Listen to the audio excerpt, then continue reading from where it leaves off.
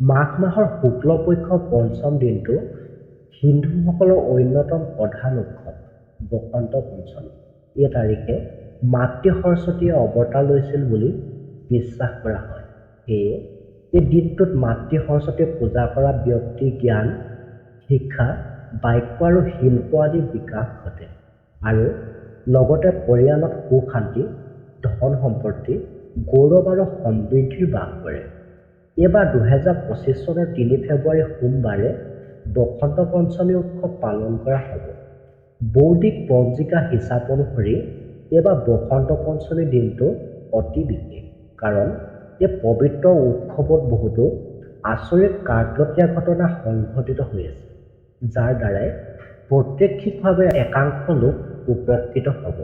বৈদিক পঞ্জিকা হিচাপ অনুসৰি বসন্ত পঞ্চমীৰ দিনা শনিদেৱ ট্ৰেনজিট হ'বলৈ গৈ আছে। 2025 চনৰ 3 ফেব্ৰুৱাৰীত পুৱা 8:51 কৰ্মদাতা শনিয়ে পূৰ্ব ভদ্ৰপদ নক্ষত্ৰত ট্ৰেনজিট কৰিব আৰু তাতে 2025 চনৰ 2 মাৰ্চলৈকে উপস্থিত থাকিব। 3 ফেব্ৰুৱাৰীৰ বসন্ত পঞ্চমীৰ দিনা এইবাৰ শিৱযোগ, সিদ্ধিযোগ আৰু সাধ্যযোগ এক বিস্ময়ক সংমিশ্ৰণ গঢ় লৈ উঠিছে আৰু ইয়াৰ ফলত কৰ্কট ৰাশি, বৃশ্চিক ৰাশি আৰু কন্যা ৰাশিৰ লোকসকল অধিক লাভৱান হ'বলৈ গৈ আছে। প্ৰিয় দৰ্শক, আমাৰ এই ভিডিঅ'টোত যদি আপোনাৰ ৰাশি আছে তেনেহ'লে নিশ্চয় আপোনাৰ ভাল লাগিব আৰু আমাৰো ভাল লাগিব যদি আপুনি আমাৰ এই ভিডিঅ'টোত এটা লাইক কৰি চেনেলটো ছাবস্ক্ৰাইব কৰি দিয়ে। প্ৰথমে আহিছে কৰ্কট ৰাশি। বসন্ত পঞ্চমীৰ দিনাৰ পৰা কৰ্কট ৰাশিৰ লোকে অপৰিসীম ধন সম্পত্তি লাভ কৰিব পাৰে।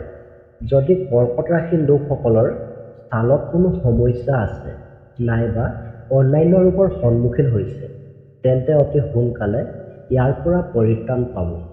3 ফেব্ৰুৱাৰী বসন্ত পঞ্চমীৰ দিনৰ পৰা আপোনাৰ উন্নতি আৰু শিক্ষণৰ সময় আহিছে। এই সময়খিনিত নতুন দক্ষতা আৰু জ্ঞান আহৰণ কৰিব পাৰিব। কিন্তু প্ৰাৰম্ভিক মাহবোৰত সৰু সুৰা মানসিক চাপ সৃষ্টি হ'ব পাৰে। লগতে 3 ফেব্ৰুৱাৰীয়ে সময়ছোৱাৰ পৰা আপোনাৰ উন্নতি পথ মুকলি হৈছে।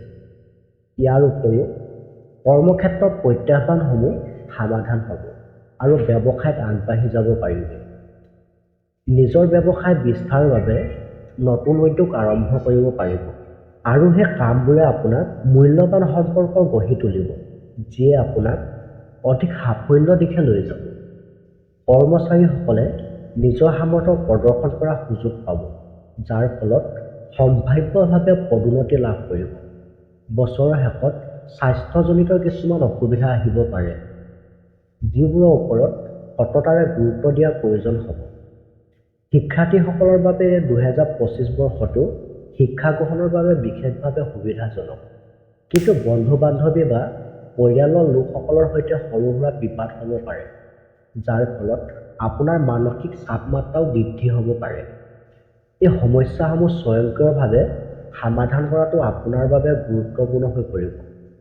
আৰ্থিকভাৱে 2025 চনটো আপোনাৰ সমৃদ্ধিশালী হ'ব, আৰ্থিক সুস্থিৰতা অনুভৱ কৰিব আৰু আপোনাৰ এইবাৰ বেংক বেলেন্স বৃদ্ধি হ'ব পাৰে, যাৰ ফলত নতুন নতুন কামত বিনিয়োগ কৰিব পাৰিব।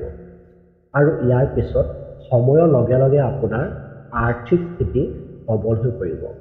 বছৰটো আগবাঢ়ি যোৱাৰ লগে লগে আন্তঃৰাষ্ট্ৰীয় প্ৰয়াসৰ ক্ষেত্ৰত সফলতা লাভ কৰিব পাৰে। চৰকাৰী খণ্ডেও উল্লেখযোগ্য সুবিধা আগবঢ়াব পাৰে আৰু বয়োজ্যেষ্ঠ ব্যক্তিসকলৰ সৈতে সংযোগ স্থাপন কৰাৰ সুবিধা পাব। এই 25 বৰ্ষত মুঠতে 3 ফেব্ৰুৱাৰীৰ পৰা আপোনাৰ সকলো দিশে সুন্দৰ হৈ পৰিব। 2 নম্বৰ ৰাশিটো হৈছে বৃশ্চিক ৰাশি। যদি আপুনি যুৱক বা যুৱতী হয়, যদি আপুনি কাৰোবাক ভাল পায়, তেন্তে সেই ব্যক্তিজনে আপোনাক বসন্ত পঞ্চমীৰ দিনা প্ৰপ'জ কৰিব পাৰে। ব্যৱসায়, দোকানী আৰু নিয়োজিত লোকে অপৰিসীম ধন সম্পত্তি লাভ কৰিব পাৰে, যাৰ ফলত আপোনালোকৰ আৰ্থিক দিশটো বহুত শক্তিশালী হৈ পৰিব। এই বসন্ত পঞ্চমীৰ দিনাৰ পৰা আপোনাৰ অনুকূল পৰিস্থিতি কঢ়িয়াই আনিছে। বুদ্ধিমত্তা আৰু জ্ঞানৰ সাহায্যত অধিকাংশ কামতে সাফল্যতা লাভ কৰিব। বৈবাহিক জীৱনত জীৱনসংগীৰ পৰা অটুট সমৰ্থন আশা কৰিব পাৰে, য'ত একেলগে ভ্ৰমণ, আৰু পবিত্ৰ তীৰ্থস্থান ভ্ৰমণ আদিও থাকিব পাৰে। এই বছৰটোৱে দাম্পত্য সম্পৰ্কত অগাধ সুখ তথা উন্নতিৰ যুগ। অৱশ্যে প্ৰেম সন্দৰ্ভত সাৱধানতা হোৱাটো জৰুৰী। সংগীৰ কাম কাজত অধিক হস্তক্ষেপ কৰাটো ক্ষতিকাৰক। বছৰৰ আৰম্ভণি মাহকেইটা ৰোমান্টিক অভিজ্ঞতাৰ বাবে অনুকূল। ৩ ফেব্ৰুৱাৰী বসন্ত পঞ্চমীৰ দিনাৰ পৰা নিয়োজিত লোকসকলে যিকোনো ধৰণৰ আশা কৰিব পাৰে। নতুন নিয়োগৰ সুযোগ আহিব পাৰে, লগতে আয়ু বৃদ্ধি হ'ব। চৰকাৰী পদত কৰ্মৰতসকলৰ উন্নতিৰ সম্ভাৱনা আছে, যদিও ইয়াৰ পূৰ্বে সম্ভাৱ্য বদলি হ'ব পাৰে। কোনো ধৰণৰ জটিলতাৰ পৰা হাত সাৰিবলৈ কৰ্মক্ষেত্ৰত সহকৰ্মীসকলৰ সৈতে ইতিবাচক সম্পৰ্ক ৰখাটো গুৰুত্বপূৰ্ণ হৈ পৰিব। ব্যৱসায় ক্ষেত্ৰত এই বছৰটো উন্নতি যুগ। বিশিষ্ট ব্যক্তিৰ সৈতে সংযোগকে ধৰি উল্লেখযোগ্য উন্নতি আৰু সুযোগৰ আশা কৰিব পাৰে, যিয়ে ব্যৱসায় নতুন উচ্চতালৈ লৈ যাব। আৰু এই বছৰটো আপোনাৰ স্বাস্থ্যৰ অৱস্থা মাজে মাজে উঠা-নমা হ'ব পাৰে। প্ৰাৰম্ভিক মাহবোৰত বিশেষভাৱে প্ৰত্যাহ্বানজনক হ'ব পাৰে। যদি আপুনি স্বাস্থ্যৰ প্ৰতি অৱহেলা কৰে, তেনেহ'লে সৰু সুৰা জটিলতাও আহিব পাৰে। শিক্ষাৰ্থীসকলৰ বাবে এই বছৰটোৱে নিজৰ বৌদ্ধিক ক্ষমতা সুবিধা লোৱা এক অনন্য সুযোগ প্ৰদান কৰিব।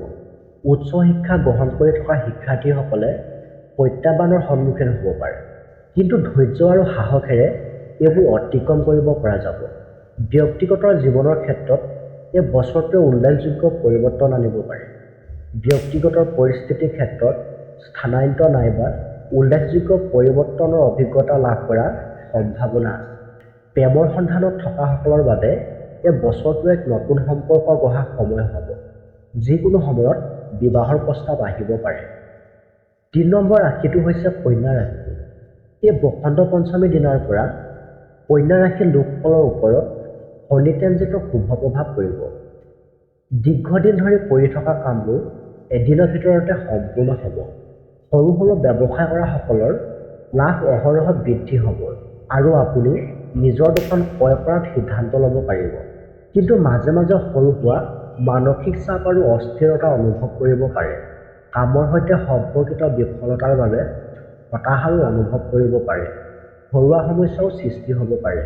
এই সমস্যাসমূহ অতিক্ৰম কৰিবলৈ যথেষ্ট প্ৰয়াস কৰিব লাগিব আৰু এই সময়ছোৱাত ডাঙৰ ব্যৱসায় সিদ্ধান্ত লোৱাৰ পৰা বিৰত থকাটো বাঞ্ছনীয়। কিন্তু আপুনি দীৰ্ঘম্যাদী পন্থা গ্ৰহণ কৰিব লাগে আৰু তেতিয়াই আপোনাৰ ভাগ্য অনুকূল হৈ পৰিব, যাৰ ফলত আপুনি স্থগিত হৈ থকা প্ৰকল্পসমূহ সম্পূৰ্ণ কৰিব পাৰিব আৰু ইয়াৰ লগে লগে আপুনি প্ৰতিটো কামত জীৱনৰ সাফল্য লাভ কৰিব পাৰিব। কিন্তু যিকোনো কামৰ বাবে আপোনাৰ পৰিয়ালত অন্তৰ্ভুক্ত ব্যক্তিসকলৰ বাবে অত্যাধিক আত্মবিশ্বাস এৰাই চলি নিজৰ সামৰ্থ্যৰ ওপৰত নিৰ্ভৰ কৰাটো গুৰুত্বপূৰ্ণ হ'ব। এই বসন্ত পঞ্চমীৰ পৰা আপোনাৰ আৰ্থিক লাভৰ সম্ভাৱনা দুগুণ বেছি, যদিও আৰম্ভণিতে ব্যয় বৃদ্ধি হ'ব পাৰে। বাজেট নিয়ন্ত্ৰণ কৰাটো ভাল হ'ব আৰু নিজৰ স্বাস্থ্য আৰু সুস্থিৰতাৰ প্ৰতি অলপ ধ্যান দিব।